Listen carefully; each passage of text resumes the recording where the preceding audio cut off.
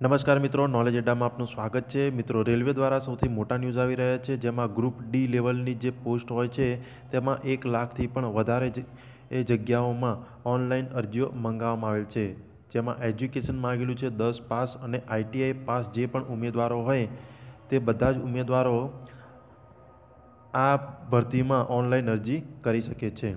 તો વધુ વિગતો માટે આ આખો વિડીયો જુઓ। જો મિત્રો તમને કંઈ ખબર ના પડે તો તમે કોમેન્ટ બોક્સમાં મને કોમેન્ટ કરી શકો છો, જેનો જવાબ હું જરૂર આપીશ। જે મિત્રો આ વિડીયો પહેલી વાર જોતા હોય તો આ ચેનલને સબસ્ક્રાઈબ કરો। સબસ્ક્રાઈબ બટનની બાજુમાં એક બેલ આઇકોન આપેલો છે, તેના ઉપર ક્લિક કરો, જેથી કરીને આવનારા સમયોમાં રેલવે અથવા તો બીજી કોઈ પણ એક્ઝામ આવતી હોય તેના લેટેસ્ટ ન્યૂઝ હું આમાં અપલોડ કરતો રહીશ, જે તમને તરત જ મળી રહે। તો એના માટે તમારે સબસ્ક્રાઈબ કરવું પડશે। સબસ્ક્રાઈબ બટનની બાજુમાં બેલ આઇકોન આપેલો છે, તેના ઉપર ક્લિક કરવું પડશે। તો ચાલો સ્ટાર્ટ કરીએ આપણે। રેલવે દ્વારા 1 લાખથી પણ વધારે જગ્યાઓ માટે ઓનલાઈન અરજીઓ મંગાવવામાં આવેલી છે, જે ગ્રુપ ડી લેવલની પોસ્ટ માટે ઓનલાઈન અરજી મંગાવવામાં આવેલ છે, જેની ઓફિશિયલ નોટિફિકેશન જાહેર કરવામાં આવી છે। Detail centralise employment notification RRC 01/2019। મિત્રો, આ જે ભરતી છે જે રેલવે રિક્રુટમેન્ટ સેલ દ્વારા આની ભરતી કરવામાં આવી છે। ત્યારબાદ વધુ વિગતો જોઈએ તો સેન્ટ્રલાઇઝ એમ્પ્લોયમેન્ટ CEN RRC 01/2019 આ ઓફિશિયલ નોટિફિકેશન નંબર છે, જેમાં ડેટ ઓફ પબ્લિકેશન 23/2/2019 અને જેમાં તમે ઓનલાઈન અરજી ક્યાંથી સ્ટાર્ટ થાય છે તો 12/3/2019ના બપોરે 5 વાગ્યાથી સ્ટાર્ટ થઈ ગયું છે। તો જે મિત્રોને હજુ ભરવાનું બાકી હોય તો તે વહેલી તકે ભરી દેવા વિનંતી।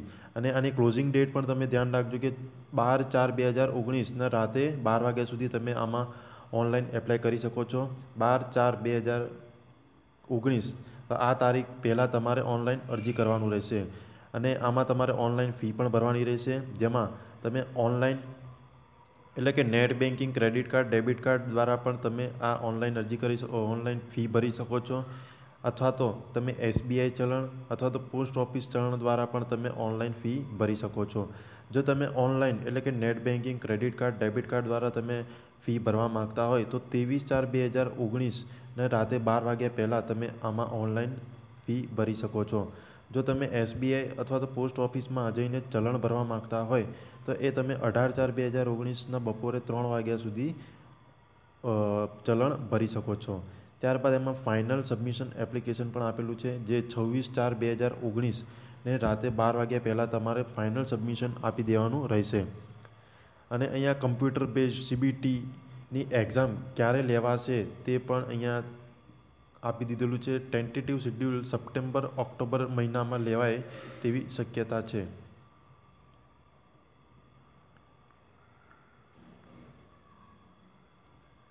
ત્યારબાદ અહીંયા ઝોન વાઇઝ વેકેન્સીની ડિટેલ આપેલી છે, જેમાં અહીંયા ઝોન આપેલો છે, કયો ઝોન છે, તેમાં કયા ઝોનમાં જનરલ કેટેગરીમાં કેટલી વેકેન્સી છે, SCમાં કેટલી વેકેન્સી છે, STમાં કેટલી છે, OBCમાં કેટલી છે, EWSમાં કેટલી છે, ટોટલ કેટલી છે, એક્સ સર્વિસમેનમાં કેટલી છે।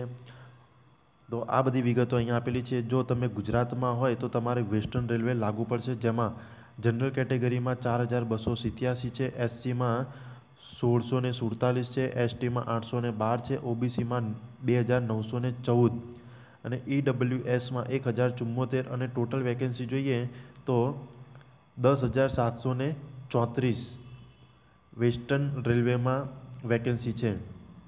અને આમ કુલ ટોટલ વેકેન્સી જોઈએ તો 1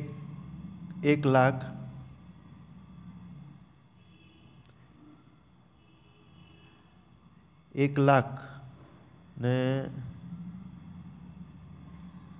આમ કુલ 1,03,769 પોસ્ટ માટે ઓનલાઈન અરજીઓ મંગાવવામાં આવી છે, જેમાંથી 56,504 જે વેકેન્સી છે જે રિઝર્વ કેટેગરી એટલે કે SC, ST, OBC, EWS, PWD, x servicemen આ બધી જે રિઝર્વેશન કેટેગરી છે તે બધા માટે 56,504 વેકેન્સી ફાળવવામાં આવેલી છે।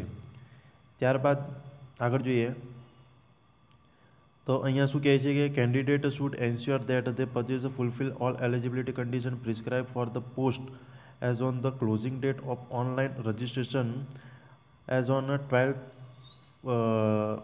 April 2019, candidate waiting for final result of prescribed education qualification should not apply.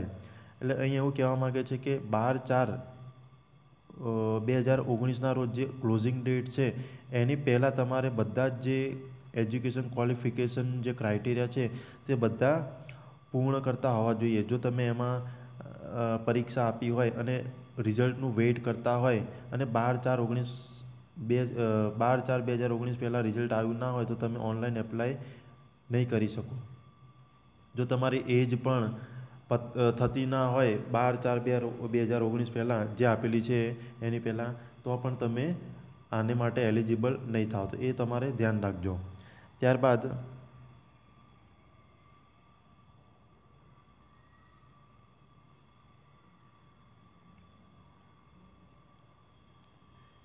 અહીંયા નોર્મલાઇઝેશન માર્કનું પણ કહેવામાં આવેલું છે કે અલગ અલગ શિફ્ટમાં અલગ અલગ ડિફિકલ્ટી લેવલ હોય છે, જેને ધ્યાનમાં રાખીને બધાને માર્ક નોર્મલાઇઝ કરવા માટે એક ફોર્મ્યુલાથી આ લોકો માર્ક નોર્મલાઇઝ કરે છે, જેમાં કોઈ પણ વિદ્યાર્થીને અન્યાય ના થાય તે માટે આ એક સિસ્ટમ એપ્લાય કરવામાં આવતી હોય છે, નોર્મલાઇઝ માર્ક્સ, જે આ પરીક્ષામાં પણ નોર્મલાઇઝ કરવામાં આવશે. ત્યારબાદ શોર્ટ લિસ્ટિંગ ફોર પીઈટી, એટલે કે તમે CBT 1માં જો પાસ થઈ ગયા ત્યારબાદ તમને પીઈટી એટલે કે ફિઝિકલ એફિશિયન્સી ટેસ્ટ માટે તમને બોલાવવામાં આવશે, જેમાં 3 ગણા જે વેકેન્સી છે એના 3 ગણા ઉમેદવારોને આમાં બોલાવવામાં આવશે. અને આ પરીક્ષામાં જે CBT 1 જે પરીક્ષા રહેશે એમાં 1/3 માર્ક તમારે નેગેટિવ પણ છે, તો એનું પણ તમારે ધ્યાન રાખવાનું. ત્યારબાદ શું કહે છે, candidate should enter their name, father name and date of birth as record in SSLC matriculation certificate only. However, candidate with ITI NAC qualification alone can enter these detail as per the ITI NAC certificate. એટલે કે જો તમે online apply કરવા બેસો ત્યારે તમારા 10માના સર્ટિફિકેટમાં જે પણ તમારું નામ છે, જે તમારા ફાધરનું નામ છે અને જે પણ તમારી બર્થડે અંદર લખેલી છે એ જ લખવાની રહેશે. જો એમાં તમે થોડી પણ ભૂલ કરશો તો જ્યારે પણ તમારે વેરિફિકેશન માટે બોલાવવામાં આવશે ત્યારે તમને પ્રોબ્લેમ થઈ શકે છે. તો એનું ખાસ ધ્યાન રાખજો કે સર્ટિફિકેટમાં જે પ્રમાણે નામ લખ્યું હોય એ પ્રમાણે જ લખવાનું. જો તમારે સર્ટિફિકેટમાં ભાઈ લખ્યું હોય તો ભાઈ લખવાનું, કુમાર લખ્યું હોય તો કુમાર લખવાનું, અને કંઈ ના લખ્યું હોય તો કંઈ નહીં લખવાનું. તો હવે તમારા સર્ટિફિકેટમાં તમારા પિતાનું નામ કઈ રીતે લખેલું છે એ તમારે ધ્યાનથી જોઈને આ ડિટેલ તમારે ફિલ કરવાની રહેશે. ત્યારબાદ રિક્રુટમેન્ટ પ્રોસેસ જોઈએ તો એમાં તમારે પહેલાં CBT 1 એટલે કે કોમ્પ્યુટર બેઝ તમારે ટેસ્ટ રહેશે. એ ક્લિયર કર્યા પછી તમારે ફિઝિકલ ટેસ્ટ રહેશે અને ત્યારબાદ ડોક્યુમેન્ટ અને મેડિકલ એક્ઝામિનેશન રહેશે. આ રહ્યું. The entire recruitment process will involve computer base test, physical efficiency test, document verification and medical examination. તો આ પ્રમાણે આખી રિક્રુટમેન્ટ પ્રોસેસ છે, જેમાં સૌપ્રથમ તમારે રહેશે કોમ્પ્યુટર બેઝ ટેસ્ટ. જે કેવી રીતની રહેશે તો એ એક્ઝામ ડ્યુરેશન 90 મિનિટની આ એક્ઝામ રહેશે, જેમાં જનરલ સાયન્સ 25 માર્કનું છે, મેથેમેટિક્સ 25 માર્કનું, જનરલ ઇન્ટેલિજન્સ 30 માર્કનું અને જનરલ અવેરનેસ અને કરંટ અફેર 20 માર્કનું. એટલે 25, 25, 50, 50 ને 50 100 માર્ક ટોટલ ક્વેશ્ચન રહેશે. The exam duration will 120 minutes for eligible PWD candidate accomplished. ત્યારબાદ આ એક્ઝામમાં તમારે નેગેટિવ માર્કિંગ પણ રહેશે, 1/3 નેગેટિવ માર્કિંગ રહેશે, તેનું તમારે ધ્યાન રાખવાનું. અહીંયા સિલેબસ આપેલો છે મેથ્સનો, maths, general awareness, general intelligence and reasoning, general science અને general awareness and current affair. એનો આખો સિલેબસ આપેલો છે. આ પ્રમાણે તમારે મહેનત કરવાની રહેશે. ત્યારબાદ જો તમે CBT 1 ક્લિયર કરી હતી ત્યારબાદ તમને ફિઝિકલ એફિશિયન્સી ટેસ્ટ માટે બોલાવવામાં આવશે, જેમાં મેલ અને ફિમેલ કેન્ડિડેટ માટે અલગ અલગ ક્રાઇટેરિયા રાખવામાં આવે છે. જેમાં શું લખેલું છે, should be able to lift and carry 35 kg of weight of distance of 100 meter in 2 minutes in a one chance without putting weight down and should be able to run for distance 1000 meter in 4 minutes and 15 seconds in one chance. જો તમે મેલ category એટલે કે જો તમે પુરુષ હોય તો એમાં તમારે 35 કિલો વજન ઊંચકીને 100 મીટર 2 મિનિટમાં તમારે પૂરું કરવાનું રહેશે, એ પણ તમારે નીચે મૂક્યા વગર. તો એનું ખાસ ધ્યાન રાખવાનું. અને બીજું કે 1000 મીટર એ 4 મિનિટ અને 15 સેકન્ડમાં આ તમારે પૂરું કરવાનું રહેશે. જો તમે ફિમેલ કેન્ડિડેટ એટલે કે સ્ત્રી હોય તો એમાં કેટલું છે, 20 કિલો તમારે વેઇટ ઊંચકવાનું રહેશે અને 100 મીટર 2 મિનિટમાં ચાલવાનું રહેશે, 2 મિનિટમાં પૂરું કરવાનું રહેશે. અને એમાં પણ તમારે દોડવાનું છે 1000 મીટર દોડવાનું છે 5 મિનિટ અને 40 સેકન્ડમાં. 5 મિનિટ 40 સેકન્ડમાં 1000 મીટર તમારે દોડવાનું રહેશે.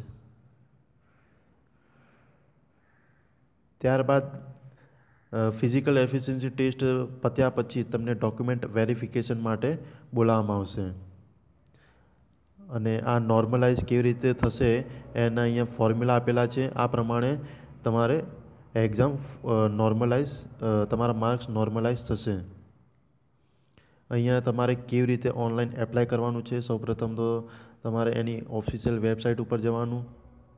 ત્યાં જઈને તમારે રજિસ્ટ્રેશન કરાવવાનું રહેશે, જેમાં તમારે ફોટો, સિગ્નેચર, SC/ST સર્ટિફિકેટ પણ આમાં અપલોડ કરવાનું રહેશે. એમાં સાઇઝ આટલી આપેલી છે, 20 થી 50 કેબીની વચ્ચે હોવી જોઈએ. સિગ્નેચર 10 થી 40 કેબીની વચ્ચે હોવી જોઈએ. અને SC/ST સર્ટિફિકેટ હોય તો 50 થી 100 કેબીની વચ્ચે હોવું જોઈએ. ત્યારબાદ check railway wise vacancy qualification reserve category.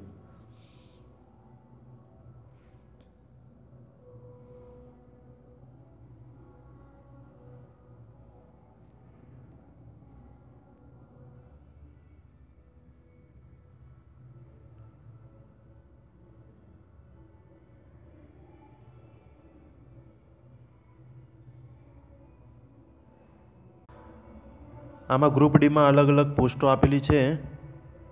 જે તમે ઓનલાઈન રજિસ્ટ્રેશન કરશો ત્યારે તમારે પોસ્ટ પ્રેફરન્સ આપવાના રહેશે.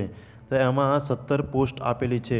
તો તમને જેમ યોગ્ય લાગે અને તમે કયા ક્રાઇટેરિયામાં આવો છો, મેડિકલ સ્ટાન્ડર્ડ કેવું છે તમારું, એ પ્રમાણે બધું જોઈને તમારે ઓનલાઈન આ પ્રેફરન્સ આપવાના રહેશે. જેમાં આસિસ્ટન્ટ જે વર્કશોપમાં આવશે, મિકેનિકલ ડિપાર્ટમેન્ટ આવે છે, આસિસ્ટન્ટ બ્રિજ જે એન્જિનિયરિંગ ડિપાર્ટમેન્ટ છે, આસિસ્ટન્ટ C&W એ પણ મિકેનિકલ ડિપાર્ટમેન્ટમાં આવશે. ત્યારબાદ આસિસ્ટન્ટ ડેપોટ એ સ્ટોર ડિપાર્ટમેન્ટમાં આવશે. આસિસ્ટન્ટ લોકો શેડ ડીઝલ એ મિકેનિકલમાં આવશે. આસિસ્ટન્ટ લોકો શેડ ઇલેક્ટ્રિકલ એ ઇલેક્ટ્રિકલ ડિપાર્ટમેન્ટમાં આવશે. આસિસ્ટન્ટ ઓપરેટર ઇલેક્ટ્રિકલ એ ઇલેક્ટ્રિકલ ડિપાર્ટમેન્ટમાં આવશે. અને આસિસ્ટન્ટ પોઇન્ટ્સમેન એ ટ્રાફિક ડિપાર્ટમેન્ટમાં આવશે. Assistant signal and telecom S&T ડિપાર્ટમેન્ટમાં આવશે.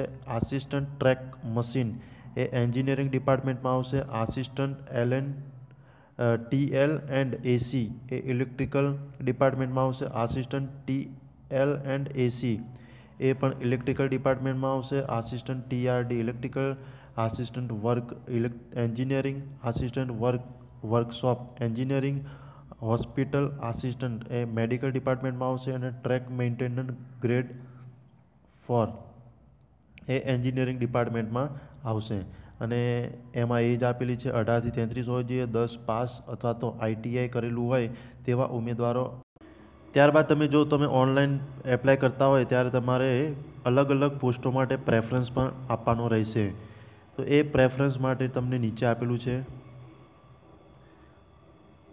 સિલેક્ટેડ. ત્યારબાદ મેડિકલ સ્ટાન્ડર્ડ શું માગેલું છે એ પણ તમે જુઓ.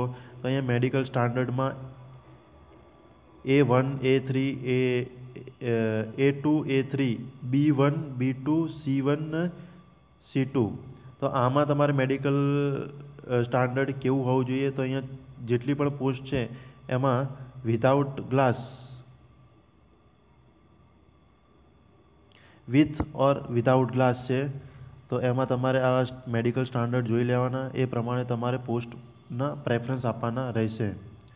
ત્યારબાદ કોઈ પણ ઇન્ડિયન સિટીઝન હોય તે આમાં એપ્લાય કરી શકે છે. એજ એજ લિમિટ કેટલી આપી છે? 18 થી 33 વર્ષ. જો તમે 18 થી 33 વર્ષની અંદર આવતા હોય તો તમે જનરલ કેટેગરીમાં એપ્લાય કરી શકો છો.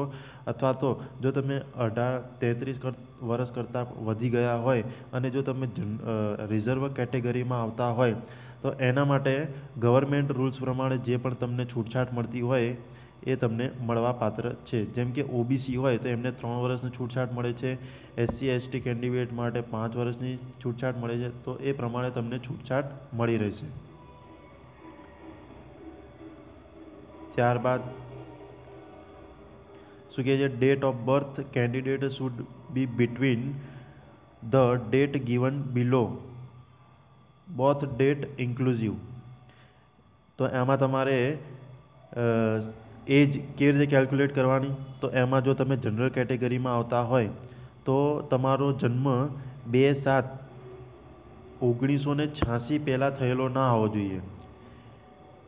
શું કહે છે? 2/7/86 પછી તમારો જન્મ થયો હોય તો તમે ઓનલાઈન અરજી માટે લાયક છો.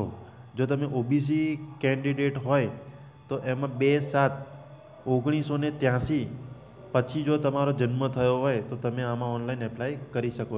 એ રીતે એસસી એસટીમાં પણ તમે 2/7/1981 પછી જો તમારો જન્મ થયો હોય તો તમે આમાં એપ્લાય કરી શકો છો.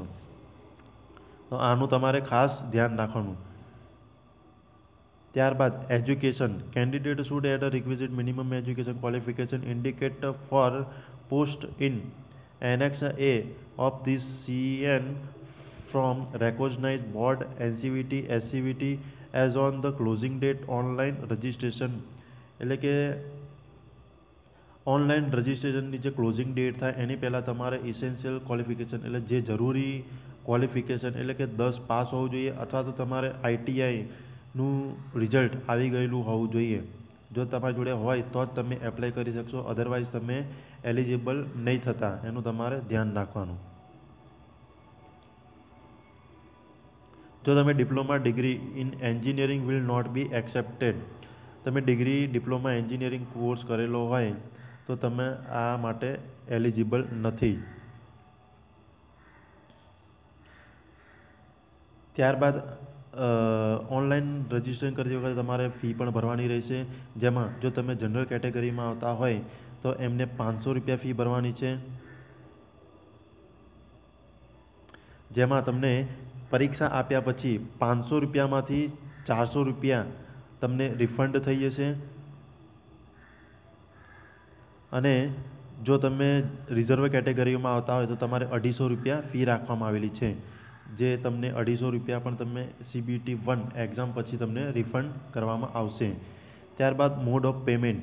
તો આ તમે કેવી રીતે ફી ભરી શકો છો? તો આપણે પહેલાં જોયું કે તમે ઓનલાઈન ફી ભરી શકો છો અને ઓફલાઈન પણ ફી ભરી શકો છો.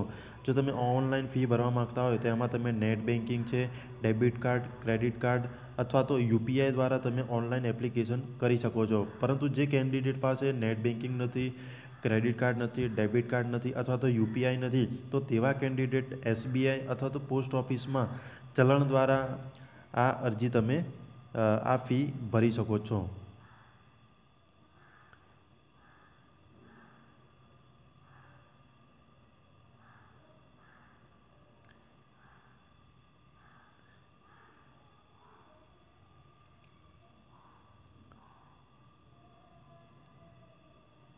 ત્યારબાદ વધુ વિગતો તમારે જાણવી હોય તો આની ઓફિશિયલ નોટિફિકેશન હું ડિસ્ક્રિપ્શન બોક્સમાં આની લિંક મૂકી દઈશ અને ઓનલાઈન એપ્લિકેશન માટે પણ આની એક લિંક ડિસ્ક્રિપ્શન બોક્સમાં મૂકી દઈશ. જેના ઉપર ક્લિક કરીને તમે ડાયરેક્ટ ઓનલાઈન રજિસ્ટ્રેશન કરી શકો છો. જે મિત્રોને આ વિડીયો પસંદ આવ્યો હોય એ મિત્રો આ વિડીયોને લાઈક કરો અને બીજા મિત્રોને પણ શેર કરો જેથી તે લોકો પણ આ વિડીયોનો લાભ લઈ શકે અને આ જાહેરાત ભરી શકે. તો આ વિડીયો જોવા બદલ આપનો આભાર.